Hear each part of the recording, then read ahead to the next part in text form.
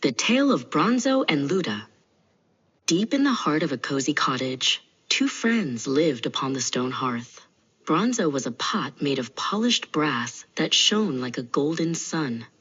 Luda was a pot made of soft red clay, fired in a kiln until she was smooth and sturdy, yet delicate. Every day, they listened to the kettle sing and watched the shadows dance on the walls. Bronzo was full of big ideas. He often peered out the window at the distant sparkling river.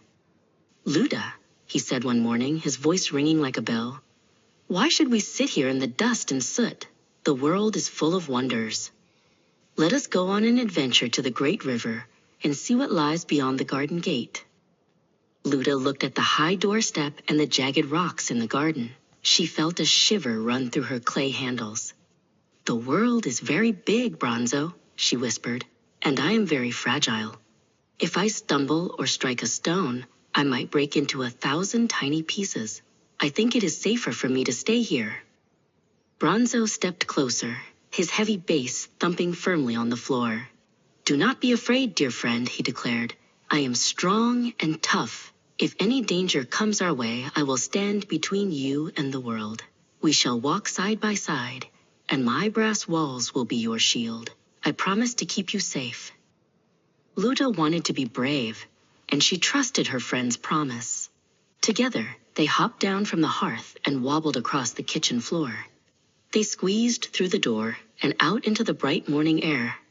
The grass felt soft beneath them, and the world seemed full of magic and light. Soon, the smooth grass turned into a winding garden path made of pebbles and dirt. The ground was uneven, filled with tiny hills and deep ruts. To keep his promise, Bronzo stayed as close to Luda as he could. "Stay right next to me," he urged. "I won't let you fall." Suddenly, a strong wind began to whistle through the trees, making the pots wobble. As they hurried along, the path became steep. Bronzo, being very heavy, began to sway. Clang! His hard metal side swung out and bumped right into Luda's delicate rim. "Be careful," Luda cried, trembling. The path turned into a sharp slope leading down to the river. They began to roll faster and faster. Bronzo tried to reach out to steady Luda, but every time he moved, his great weight sent him crashing into her again. He was like a heavy hammer, and poor Luda was right in his path. At the bottom of the hill lay a large, flat rock.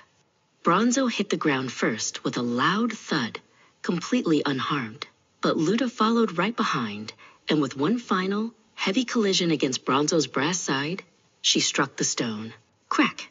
Luda shattered into several pieces, her adventure ending in an instant. Bronzo stood over the pieces of his friend, his golden shine feeling very dull. He had tried to be a protector, but he realized too late that his own strength was what caused the harm. He learned that day that the best companions are those who share the same strengths, for a friend too strong can be just as dangerous as an enemy.